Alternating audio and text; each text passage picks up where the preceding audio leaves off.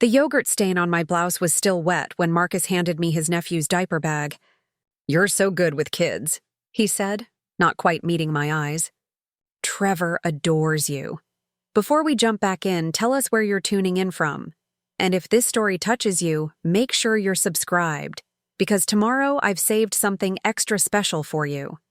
I looked down at the 3-year-old clinging to my leg, then back at Marcus, who was checking his reflection in the hallway mirror for the 3rd time. He'd changed shirts twice already. "For a work dinner, your sister couldn't find anyone else?" I asked, keeping my voice neutral. "Emergency shift at the hospital. You know how it is." He smoothed down his collar, the expensive one I'd bought him for his birthday. "I'll be back by 10, 11 at the latest." Before we begin, I want to take a moment to thank each of you for being part of this incredible journey. If you're enjoying these stories of empowerment, consider subscribing. It's completely free and helps us build this amazing community. "Let's dive in." Trevor tugged at my hand. "Miss Cassie, can we have pizza?" "Sure, buddy." I watched Marcus spray cologne, my cologne that I'd specifically bought for special occasions. "Work dinner, you said?" "Yeah, with the regional manager. Could be a promotion." He grabbed his keys, the ones to my apartment, the apartment I'd been paying for alone since he temporarily moved in 18 months ago. "Don't wait up." The door clicked shut behind him, and I stood there in my stained blouse, holding the hand of someone else's child, in my own apartment that somehow didn't feel like mine anymore. Trevor looked up at me with big brown eyes, completely unaware that his presence tonight was about to change everything. I'd seen the text messages 3 weeks ago. Not because I was snooping, I want to be clear about that. His phone had lit up on my kitchen counter while he was in the shower, and her name had been right there. "Can't wait for tonight. Wear that blue shirt I like, Valerie." His new colleague from the marketing department. The one he'd mentioned exactly once in passing, so casually I almost missed it. The one whose social media I'd found easily enough, full of photos from the same restaurants Marcus claimed were client meetings. The same restaurants where he'd taken me in the early days, before I became the convenient girlfriend, the one who paid rent and cooked dinners and apparently provided free childcare. I'd spent 3 weeks planning. 3 weeks of careful documentation, quiet phone calls, and strategic preparation. 3 weeks of pretending I didn't know, of smiling through his transparent lies, of playing the role of the trusting girlfriend while building my exit strategy. Tonight was simply the final step. "Pizza," Trevor announced, bouncing on my couch, the couch I'd saved 6 months to buy. "Let me make a call first, okay?" I pulled out my phone, scrolling to the contact I'd saved under property management. But it wasn't the building's management company. It was Daniel Reeves, the attorney who specialized in tenant rights and lease agreements. "Ms. Winters?" His voice was crisp, professional. "Is tonight the night?" He just left. "How long do I have?" "I can be there in 40 minutes with the paperwork. We'll need 2 witnesses for the lease modification. I've already briefed them. They're ready." I glanced at Trevor, who was now building a tower with my throw pillows. "I have a child here. His nephew, that's fine. This won't take long, and it's all perfectly legal. You're the sole leaseholder. You've given him proper notice as per New York state law, and you've documented his lack of financial contribution to the household. The landlord has already approved the removal of his name from the authorized occupants list." My heart hammered against my ribs. "And he can't contest it?" "He was never on the lease to begin with, Ms. Winters. According to your documentation, Marcus Chen moved into your apartment as a guest 18 months ago and never signed any legal agreement. You've been more than generous in allowing him to stay this long. Legally, he's been a long-term guest, not a tenant. You're simply revoking that permission." "Okay." I took a deep breath. 40 minutes. I hung up and looked around my apartment. My apartment. The 1-bedroom in Chelsea that I'd fought for, scraped together first and last month's rent plus security deposit while working 2 jobs. The apartment where I'd built a life before, Marcus had slowly infiltrated every corner of it with his presence, his belongings, his assumptions. The lease was up for renewal in 6 days. I'd been stalling, telling the landlord I needed more time to discuss with my partner. What I'd actually been doing was ensuring Marcus's name would never appear on that renewed lease. The landlord, a sharp-eyed woman in her 60s named Patricia Walsh, had been surprisingly supportive. "I remember what it's like," she'd said during our private meeting last week. "Took me too long to kick out my ex-husband." "You're smarter than I was." Trevor tugged at my hand again. "Pizza now?" Preparing and narrating this story took us a lot of time, so if you are enjoying it like this video, it means a lot to us. Now back to the story. In a bit, sweetie. How about we watch a movie first? I guided him to the couch, putting on an animated film I'd strategically downloaded yesterday. I needed him occupied and happy, completely unaware of the legal proceedings about to unfold in my living room. While the opening credits rolled, I moved through the apartment with purpose. I'd already packed most of Marcus's things over the past few days, slowly, carefully, a few items at a time so he wouldn't notice. They were boxed in the storage unit I'd rented 2 blocks away, paid for through the end of next month. He'd come home to find them gone eventually, but first he'd come home to find the locks changed. I pulled out my laptop and opened the folder I'd titled Documentation. Inside were months of screenshots, bank statements, and photographs. Every time I'd paid rent alone, every utility bill in my name only, every grocery receipt, every furniture purchase, every single expense that had maintained this household while Marcus's paychecks apparently evaporated into thin air. I'd tracked his spending too, not through his accounts, but through observation. The new gaming console that had appeared in the living room, the designer sneakers, the expensive dinners he claimed were comped by clients, the concert tickets for shows he went to with the guys from work, guys who, I'd discovered through casual social media stalking, included Valerie quite often. My phone buzzed. A text from Marcus's sister, Karen. "Sorry again for the emergency. Trevor's overnight bag is in there. He might need to sleep over if my shift runs late." "Perfect." I texted back, "No problem. He's great. Take your time." Another buzz, this time from Daniel Reeves. 15 minutes out. "Is the building doorman aware?"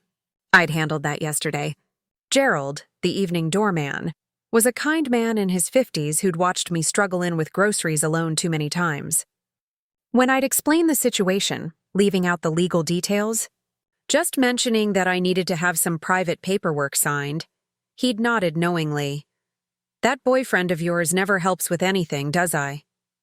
He'd said, "I'll make sure your attorney gets up smoothly." I typed back, "Yes, all arranged." Trevor was fully absorbed in his movie, munching on the crackers I'd given him. I sat down next to him, trying to calm the adrenaline coursing through my veins. This was it. After 18 months of slowly losing myself in a relationship that had started with promise and devolved into convenient exploitation, I was taking back my space, my peace, my life. I'd met Marcus at a friend's birthday party 2 years ago. He'd been charming, funny, attentive in all the ways that made you feel special. He'd pursued me with intensity, flowers, thoughtful texts, real conversation about art and books and the kind of life we both wanted to build. 6 months in, when his roommate situation fell through, it seemed natural to offer him my couch temporarily. Temporarily became a week. A week became a month. A month became, I practically live here anyway. Why am I still paying for storage? And suddenly, without any formal discussion, Marcus lived with me. In my apartment, using my furniture, eating my food, building a life that looked like partnership, but functioned like parasitism. The thing about slow encroachment is that you don't notice until you're completely surrounded. At first, he'd contributed, splitting groceries, cooking dinners, making an effort. But slowly, so slowly I couldn't pinpoint exactly when it happened, his contributions dwindled. He was between projects. The freelance work was slow this quarter. The promotion was definitely coming, just need to hold on a bit longer. Meanwhile, my graphic design business thrived. I'd gone from scraping by to comfortable, my client roster expanding steadily. I'd started making real money, enough to cover our expenses without strain. and Marcus had noticed. He'd relaxed into my success like it was a hammock designed for his comfort. The doorbell buzzed, the intercom from downstairs. "Ms. Winters? Mr. Reeves is here with 2 colleagues. Send them up, Gerald." "Thank you." Trevor didn't even look up from his movie, completely absorbed in the animated adventure on screen. I smoothed down my hair, changed into a clean blouse, and took a deep breath. My hands were shaking slightly. 3 knocks on the door, professional and measured. I opened it to find Daniel Reeves, exactly as I'd expected from our phone consultations. Mid-40s, gray suit, leather briefcase, and an expression of calm competence. Behind him stood 2 people, a middle-aged woman with kind eyes and a younger man in business casual attire. "Ms. Winters." Daniel extended his hand. "These are my associates, Margaret Chen and David Okonkwo. They'll serve as witnesses for the documentation."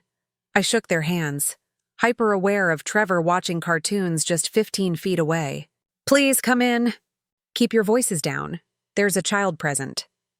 They entered smoothly, professionally, like this was just another evening appointment.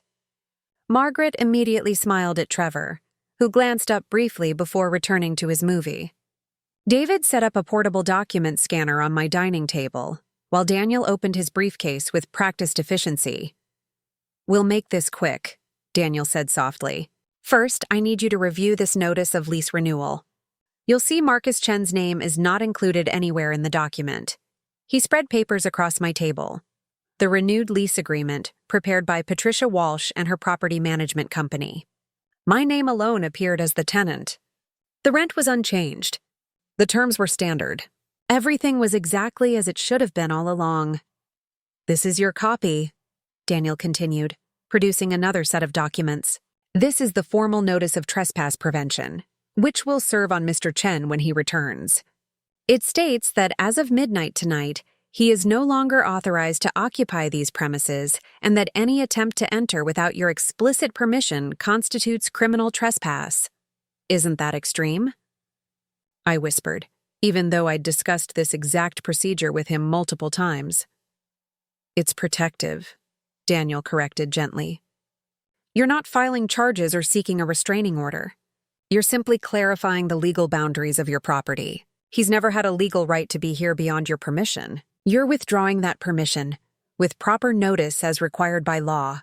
I nodded, scanning the documents. Everything looked exactly as we'd discussed. "The proper notice is documented here." Daniel produced a thick folder. "You sent Mr. Chen a formal email 3 weeks ago, stating that you needed to discuss the living arrangement and his financial contribution. You followed up twice. He dismissed both follow-ups. That constitutes constructive notice under New York law that the arrangement was under review." I remembered those emails. Marcus had waved them off with, "We'll talk about it later, babe, and don't worry about money stuff." He'd never imagined I was building a legal paper trail. "And his belongings?" I asked. "Already in storage, as per your planning. You're not required to store them indefinitely, but you're doing so voluntarily. That demonstrates good faith." Daniel pulled out another document.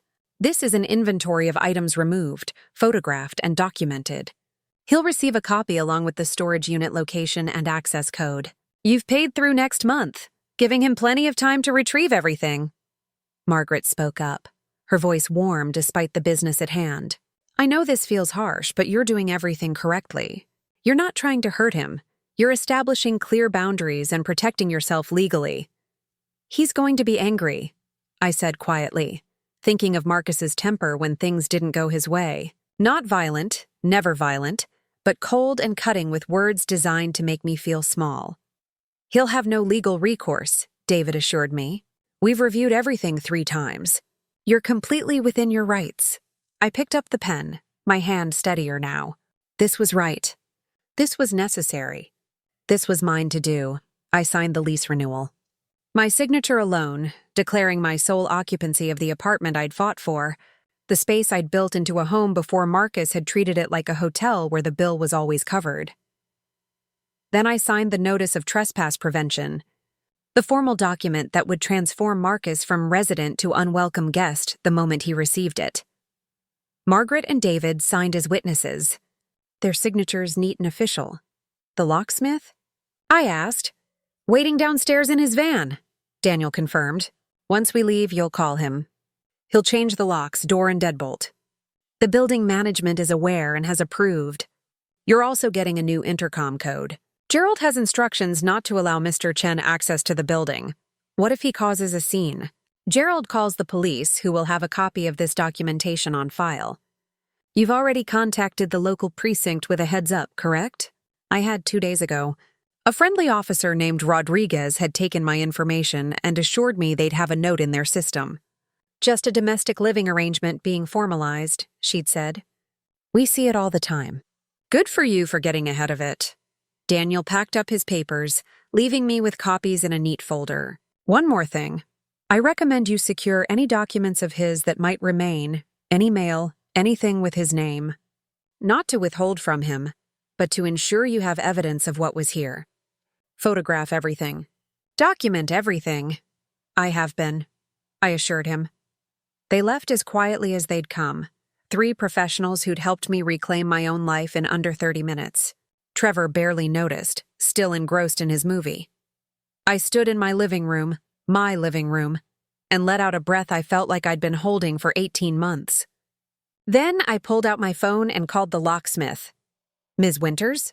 I'll be up in 5. While I waited, I did one final sweep of the apartment. Marcus's toothbrush, gone, packed away last week. His razor, gone.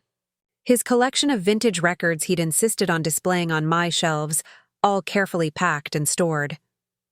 His laptop charging cable, his favorite coffee mug, his gym bag that always smelled faintly of sweat. Gone, gone, gone. What remained were my things, arranged the way I wanted them. My books, no longer pushed aside for his. My art on the walls, no longer competing with his sports memorabilia. My space, my choices, my peace. The locksmith arrived, an efficient man named Tony who didn't ask questions, just got to work. The sound of the drill seemed impossibly loud, but Trevor remained absorbed in his second movie now, happy and oblivious. 20 minutes later, I had new keys. New locks, new deadbolts, a new intercom code, a new security chain. Every point of entry secured, every boundary reinforced. You need anything else, you call, Tony said, handing me a business card. You did the right thing, whatever happened. After he left, I sat down next to Trevor, who was finally showing signs of sleepiness. It was 8:30. Marcus would be returning in an hour and a half, maybe 2, flushed with wine and whatever lies he'd told Valerie tonight. My phone buzzed. Marcus, running late. Might be midnight. You okay with Trevor? I stared at the message. The audacity of it, using his nephew as an excuse to extend his date with another woman, assuming I'd just accommodate, just accept. Just continue playing the role of the understanding girlfriend who asked no questions. I typed back, that's fine. Take your time, because I wanted him to take his time. I wanted him out as long as possible. I wanted him to feel secure in his deception, comfortable in his assumption that I was home babysitting, none the wiser, ready to welcome him back with no questions asked. I wanted him completely unprepared for what came next. Trevor yawned, rubbing his eyes. Miss Cassie, I'm sleepy. Let's get you ready for bed, buddy. I'd prepared the pull-out couch earlier, anticipating that his mother's shift might run long. I helped him brush his teeth, changed him into his pajamas, and tucked him in with his favorite stuffed dinosaur. You're nice, he said drowsily. Uncle Marcus is lucky. My heart squeezed. You're a sweet kid, Trevor. Go to sleep now. He was out in minutes, his breathing deep and even. I dimmed the lights, leaving just a small lamp on in case he woke up disoriented. Then I returned to my dining table and opened my laptop. I had work to do, a client presentation due next week that I'd been putting off. But tonight, in my reclaimed space with my new locks and my clear boundaries, the work flowed easily. The creative blocks that had been plaguing me for months seemed to dissolve. It was amazing how much mental energy I'd been spending on Marcus, tracking his moods, managing his disappointments, carrying the weight of his stagnant career while building my own, pretending not to notice the growing distance between us, the way he looked through me rather than at me anymore. At 10:15, my phone buzzed again. Marcus, probably closer to 1. Sorry, babe. This guy is a talker. 1 a.m. The restaurants would be closed by then. They were at her place or a bar, or somewhere he felt comfortable extending his lie into the early morning hours. I didn't respond. Let him wonder. At 11, Karen texted, "Shift is definitely running late." Okay, if Trevor stays over, I'll get him first thing tomorrow. Of course. He's sleeping peacefully. Take care of yourself. At midnight, I signed the lease renewal officially on the property management portal, uploading the signed documents. An automated confirmation email arrived immediately, followed by a personal message from Patricia. Congratulations on your renewal, Cassie. Proud of you. At 12:30, I finished my client presentation, saving it with a sense of satisfaction I hadn't felt in months. I poured myself a glass of wine, the expensive bottle I'd been saving for a special occasion. This qualified. At 1:15, my phone rang. Marcus. I let it ring twice before answering. Hello? Hey, babe? His voice was slightly slurred, happy. Just leaving now. Be home in 20. Home.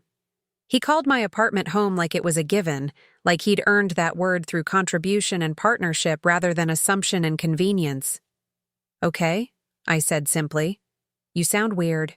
Everything okay? Everything's fine. Drive safe. I hung up. 20 minutes. I had 20 minutes before Marcus would arrive at the building. Press the old intercom code that no longer worked, and begin to realize that something was very, very different. I checked on Trevor one more time, still sleeping soundly, peaceful and innocent. Then I positioned myself on my couch with my laptop, opening a document I'd prepared yesterday. It was titled To Marcus and contained everything I needed to say, printed and waiting in an envelope on my counter. But I wouldn't give him the envelope tonight. Tonight, he would simply find himself locked out. Tomorrow, after he'd spent the night wherever he could find to stay, after he'd had time to panic and realize the severity of the situation, I would meet him in a public place, a coffee shop maybe, somewhere neutral with witnesses, and I would hand him the envelope containing the letter, the storage unit information, and the truth he'd been too self-absorbed to see coming. My phone buzzed. Gerald, the doorman. Ms. Winters, your boyfriend is here. He's asking why his code doesn't work. My heart hammered. Please tell him the codes were changed as part of a building-wide security update. I'm unavailable to come down right now. Understood. 2 minutes later, my phone rang. Marcus again. I sent it to voicemail text message. Babe, I can't get in. Buzzer's not working. Can you come down? I didn't respond. Another call. Voicemail. Text. Cassie? What's going on? Let me in. I sipped my wine, watching the messages pile up, each one growing more agitated. Text. This isn't funny. It's almost 2 a.m. and I'm tired. Just buzz me in. Text. Cassie. Text. Fine. I'm calling the building manager. Good luck with that, I thought. Patricia Walsh was asleep by 9 p.m. every night and had given explicit instructions that Marcus was not to be given access under any circumstances. My phone rang again. This time I answered. What the hell is going on? Marcus's voice was sharp now, angry, the charm completely stripped away. You're no longer authorized to access this building or this apartment, I said calmly. Tomorrow we can meet to discuss the details. For tonight, I suggest you find somewhere else to stay, Lind. Then, what? You heard me, Marcus. This is my home. You can't just lock me out. It's my apartment.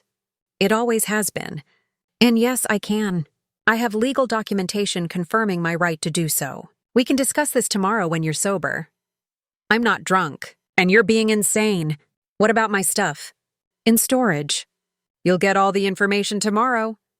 Cassie. His voice shifted, trying for persuasive, almost pleading. Baby, whatever I did, we can talk about it. Just let me in. It's cold out here. It's 65 degrees, I said. You'll survive. Good night, Marcus. I hung up. He called back immediately. I silenced my phone and placed it face down on the coffee table. For the next 30 minutes, my phone screen lit up repeatedly with calls and texts, each one more desperate, then angry, then desperate again. I didn't read them. I didn't respond. I simply sat on my couch in my apartment with my new locks and my sleeping house guest and my reclaimed peace. At 2:30 a.m., the messages stopped. At 3, I checked my phone. The last text simply said, "We'll see what a lawyer has to say about this." I almost laughed. Let him get a lawyer. Let him waste his money, or more likely, try to get one to take his case pro bono once they heard the actual facts. I had Daniel Reeves, documentation, witnesses, and the law on my side. Marcus had assumptions, audacity, and 18 months of freeloading behavior that would look worse and worse under any kind of legal scrutiny. I finished my wine, checked on Trevor one last time, and went to my bedroom. My bedroom, where I'd been sleeping alone more often than not for the past 6 months while Marcus claimed the couch for his late-night gaming sessions that I now understood were probably late-night texting sessions with Valerie. Lay down in my bed, in my apartment, behind my new locks, and felt something I hadn't felt in over a year. Safe, secure, certain that when I woke up in the morning, I would be exactly where I wanted to be, with exactly the life I was choosing, and Marcus would be facing the consequences of taking someone's kindness for weakness, their home for a crash pad, their love for a convenience. Tomorrow, I would tell him everything. Tomorrow, I would hand him the evidence of his betrayal, the inventory of his belongings, the truth about what I'd known, and for how long. Tomorrow, I would watch him realize that the unemployable, understanding, convenient girlfriend he'd been using had actually been 3 steps ahead the entire time, planning her exit with the precision of someone who'd finally learned to value herself more than a relationship that had long since rotted from the inside. But tonight, I just slept peacefully, with new locks on my door and Trevor's gentle snoring from the living room, and the knowledge that I'd finally taken back what was mine. The foundation is laid. The trap is sprung, and Cassie has reclaimed her space. But Marcus won't accept defeat easily, and tomorrow brings a confrontation that will reveal just how deep the deception and the planning truly went. The real revelations are just beginning. Morning sunlight filtered through my bedroom curtains, and for the first time in months, I woke up without that familiar knot of anxiety in my stomach. No wondering where Marcus really was. No pretending I didn't notice the lies. Just peace. Trevor's voice drifted from the living room. He was talking to himself, playing with his dinosaur. I checked my phone. 7:30 a.m. 43 missed calls from Marcus throughout the night. 67 text messages. I scrolled through them, watching the progression from angry to manipulative to desperate to threatening and back to pleading. The final message, sent at 5:42 a.m. I know you're upset about something. When you're ready to be reasonable, call me. I'm staying at Dave's. Dave, his coworker? Not Valerie, interestingly. That was telling. I got up, pulled on my robe, and went to check on Trevor. He was building a tower with my books, completely content. Good morning, buddy. Hungry? Pancakes? His eyes lit up. Pancakes it is. While I cooked, my phone rang. Karen, Marcus's sister. Cassie, I'm so sorry about last night. Shift from hell. I'm on my way to get Trevor now. Should be there in 20 minutes. No rush. We're making pancakes. You're a lifesaver.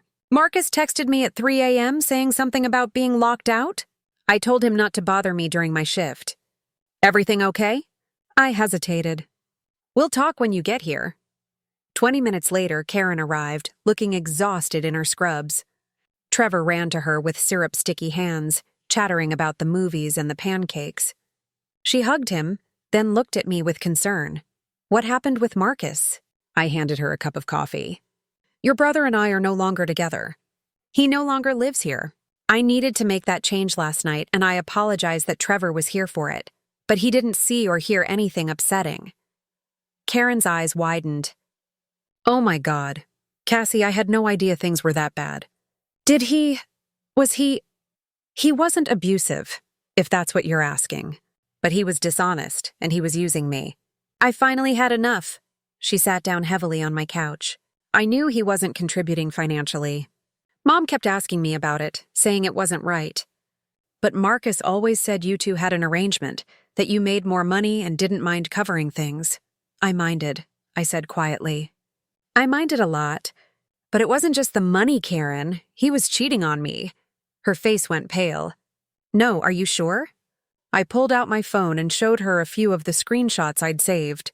Not the intimate messages, just enough to make the point clear. Marcus and Valerie at restaurants. Marcus and Valerie at a concert.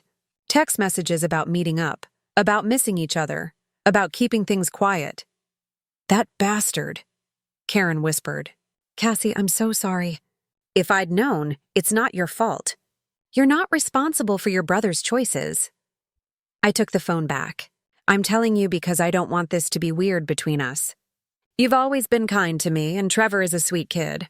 But Marcus and I are done, and he's going to have his version of events. I wanted you to know the truth. Karen stood up and hugged me, tight and fierce. You're too good for him. You always were. And for what it's worth, I hope you find someone who deserves you. After they left, I showered and dressed carefully. Professional but comfortable. Dark jeans, a blazer, simple jewelry. I was meeting Marcus at 10 a.m. at Brewster's, a busy coffee shop 3 blocks away. Public, crowded, safe. I'd texted him at 8. Meet me at Brewster's at 10. Come alone. We'll talk. His response was immediate. Finally. I'll be there.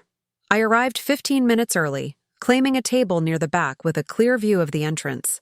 I ordered a latte and set up my materials. The envelope containing the letter, the storage unit information, and copies of the legal documentation. My phone was fully charged, recording app ready if needed. Marcus walked in at exactly 10, looking haggard. He'd clearly worn yesterday's clothes to sleep, and his hair was uncombed. He spotted me and made his way over, his expression a mixture of relief and frustration. Thank God, he said, sitting down heavily. Cassie, what the hell was last night about? You completely overreacted. I need you to listen, I interrupted, keeping my voice calm and level. Don't interrupt. Just listen. Can you do that? He blinked, seemingly thrown by my tone. Okay, but Marcus, just listen. He closed his mouth, jaw tight. I slid the envelope across the table. This contains several things.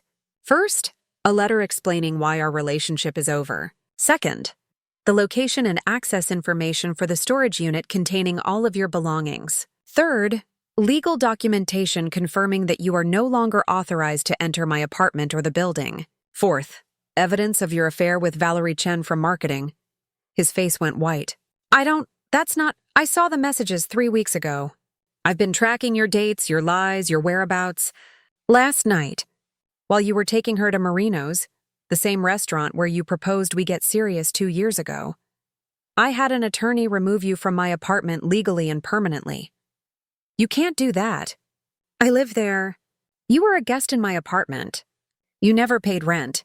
You never signed a lease. You contributed nothing financially for 18 months while I covered every expense. Legally, you have no claim to that space. My attorney confirmed it. The building management confirmed it. The police have been notified. It's done, Marcus. He stared at me like I was speaking a foreign language. This is insane. You're being crazy. So I was having dinner with a coworker. Don't. My voice was sharp enough to cut. Don't insult my intelligence by lying to my face right now. I know everything. The texts, the hotels, the weekend you claimed you were visiting your college roommate but were actually at her place in Brooklyn. I know, Marcus. All of it. His mouth opened and closed. Then something shifted in his expression. The charm dropped away, revealing something colder underneath. Fine. Yes, I was seeing Valerie. Are you happy now? You wanted me to admit it? I wanted you to be honest, just once. But that's not really your strength, is it? He leaned back, crossing his arms. You know what your problem is, Cassie? You're controlling. You keep track of everything. You make everything about money. You never just let things flow naturally. I kept track of things because I was the only one responsible for anything. I paid attention to money because you certainly didn't. And nothing flowed naturally, Marcus. I carried everything while you coasted on my effort and called it a relationship. I was building my career. You knew I was between opportunities. For 18 months? You were between opportunities for a year and a half while living rent-free in my apartment, eating my food, using my resources, and sleeping with someone else. That's not building a career. That's being a parasite. His face flushed red. How dare you? How dare I? I leaned forward. How dare you? You used me, Marcus. You used my home, my money, my trust, my love. You took everything I offered and treated it like you were entitled to it. Like I was lucky you were there at all. You were lucky. Do you know how many guys would put up with your need to control everything? Your schedules, your systems, your constant. My need to control everything kept you housed and fed while you contributed nothing. My voice rose slightly, then I controlled it, remembering we were in public. And you didn't put up with anything, Marcus. You exploited everything. He was quiet for a moment, jaw working. Then what about my stuff? You can't just take my belongings. I didn't take anything. I carefully packed and stored everything at my own expense. The storage unit is paid through the end of next month. All your belongings are there, inventoried and photographed. The information is in that envelope. And then what? You expect me to just disappear? I expect you to collect your things and move on with your life. Preferably with Valerie, since you've been investing so much time in that relationship. He laughed bitterly. Valerie? She's not interested in anything serious. She was just available. Wow. I sat back. So you risked our entire relationship for someone who was just available? That's somehow worse, Marcus. Our relationship was already dead, Cassie. You were just too controlling to notice. Everything had to be your way. Your apartment, your rules, your schedule. I felt like I was living in a museum where I couldn't touch anything. You lived in my space rent-free and complained about the accommodations. Do you hear yourself? I would have contributed if you'd ever given me the chance. But you always had to be in charge, always had to pay for everything, always had to prove you didn't need me. I didn't need you. The words came out sharper than I intended. Several people glanced over. I lowered my voice. I didn't need you, Marcus. I wanted you. There's a difference. I wanted a partner, someone who showed up, who contributed, who cared about building something together. But you didn't want that. You wanted someone to take care of you while you did whatever you wanted. That's not true. It is true. And deep down you know it. You moved into my apartment temporarily and never left. You stopped contributing financially after 3 months. You stopped contributing emotionally after 6. By the end, you were barely even pretending to be present in our relationship. You were just there, using my space like a hotel. He was quiet, staring at the table. Last night, I continued, when you handed me Trevor's diaper bag and left for your work dinner, you know what I felt? Relief. Relief that you were gone. Relief that I had my space to myself. Relief that I didn't have to pretend anymore. That's when I knew for certain that I was making the right choice. So what? You just planned this whole thing?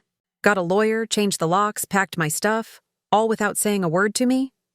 I tried talking to you, Marcus. 3 weeks ago, I sent you an email asking to discuss our living arrangement and your financial contribution. You dismissed it. I followed up twice. You said later both times. You didn't want to talk. You wanted to avoid the conversation because you knew where it would lead. You could have tried harder. No. I shook my head firmly. I could not have tried harder. I tried for 18 months. I tried by covering your expenses. I tried by not complaining when you stopped contributing. I tried by pretending not to notice that you were pulling away. I tried by being understanding, patient, supportive. I tried until I had nothing left to give. The failure here isn't my effort, Marcus. It's your character. He flinched at that. You want to know the saddest part? I continued. When we first met, I really believed you were different. You seemed kind, genuine, interested in building something real. I thought maybe I'd finally found someone who saw me as a partner, not a paycheck or a convenience. But you were just better at hiding it than the others. That's not fair. I did care about you. If you cared about me, you wouldn't have spent the last 6 months sleeping with someone else. If you cared about me, you wouldn't have treated my home like your personal crash pad. If you cared about me, Marcus, you would have shown up, just once. You would have contributed something, anything, beyond excuses and broken promises. He was quiet for a long moment. Then, so that's it? 2 years together and you just throw me out? You threw yourself out the moment you started lying to me. I just made it official. Valerie's going to love hearing about this. She always said you seemed controlling. Feel free to tell her whatever makes you feel better about yourself. Tell her I was controlling, demanding, impossible to please. Tell her I threw you out for no reason. Tell her whatever story helps you sleep at night. But you and I both know the truth. He stood up abruptly. This is ridiculous. You're going to regret this, Cassie. You're going to realize you made a huge mistake, and by then it'll be too late. I won't. But even if I did, I wouldn't come back. Because I finally learned something important. Being alone is better than being with someone who makes you feel alone anyway. He grabbed the envelope, his hand shaking slightly. I want everything inventoried when I get to that storage unit. If anything's missing, everything's there. Documented with photographs. You'll see. I stood up too, gathering my things. Goodbye, Marcus. I genuinely hope you figure out how to be a better person. For your sake, not mine. Go to hell, Cassie. I've been there. It looked a lot like our relationship for the past year. I'm leaving now. I walked out of Brewster's without looking back, my heart pounding but my steps steady. Behind me, I heard him slam his hand on the table, heard his frustrated curse. But I kept walking, 3 blocks home. Up the elevator. New intercom code, new keys, new locks. Inside my apartment, I closed the door and leaned against it, breathing deeply. Then I looked around, really looked at my space. My furniture arranged exactly how I wanted it. My art on the walls, my books on the shelves. My life reclaimed. My phone buzzed. A text from Daniel Reeves. How did it go? I typed back, it's done. He knows everything. Thank you for your help. You're welcome. If he contacts you again or causes any problems, let me know immediately. Otherwise, consider this case closed. Another text, this one from Karen. Trevor told me you gave him pancakes with chocolate chips and syrup. He's your biggest fan. Also, I talked to Mom. She wants you to know you're still invited to family dinners. Marcus is officially uninvited until further notice. I smiled, unexpected tears pricking my eyes. I texted back, thank you. That means more than you know. Over the next few days, Marcus tried various tactics. Angry texts about what a mistake I was making. Manipulative messages about how much he missed me. Practical texts about items he claimed were missing from storage. They weren't. I had photographic evidence of everything. Finally, a long email detailing how I'd wasted 2 years of his life and how he was better off without someone so cold and calculating. I read it once, then deleted it. His words couldn't touch me anymore. I changed my relationship status on social media to single. I blocked Marcus on everything. I updated my emergency contacts, removing his name from every list. I met with Patricia Walsh and officially signed my lease renewal, her office filled with plants and warm sunlight. How are you doing? She asked, genuine concern in her eyes. Better than I expected, I admitted. It's strange having my space back. Quiet. But good quiet, you know. I do know. It takes time to adjust to peace when you've been living in chaos. Give yourself grace. 2 weeks later, I got a text from an unknown number. This is Valerie. I don't know what you told Marcus, but he's been staying with me and it's been a nightmare. He's moody, entitled, and expects me to pay for everything. I thought you should know he was complaining about you constantly, calling you controlling. I'm starting to see why you kicked him out. Anyway, we're done. Good luck to whoever's next. I stared at the message for a long moment, then replied, Thank you for telling me. I hope you find someone who treats you better. We both deserve that. She sent back a thumbs up emoji. A month after the lockout, I was working on a client presentation when my doorbell rang. I checked the intercom. Karen with Trevor. Surprise visit, okay? She asked when I let them up. Always. Trevor ran in with a drawing. I made this for you. It's a dinosaur eating pancakes. I hung it on my refrigerator with pride while Karen settled on my couch with coffee. Marcus moved back with our parents, she said. Mom's making him get a job and pay rent. He's miserable. Good. He asked about you. Wanted to know if you were seeing anyone? That's none of his business. That's exactly what I told him. Karen smiled. Mom wants you to come to dinner Sunday. She says Marcus can stay in his room if he doesn't like it. I'd love that. After they left, I stood in my apartment, looking at Trevor's drawing on the fridge, at my books on the shelves, at my life spreading out before me. I thought about Marcus, probably in his childhood bedroom, finally facing consequences for the first time in years. I thought about the woman I'd been 18 months ago, so eager to help, so willing to overlook red flags, so desperate to make a relationship work that I'd nearly lost myself in the process.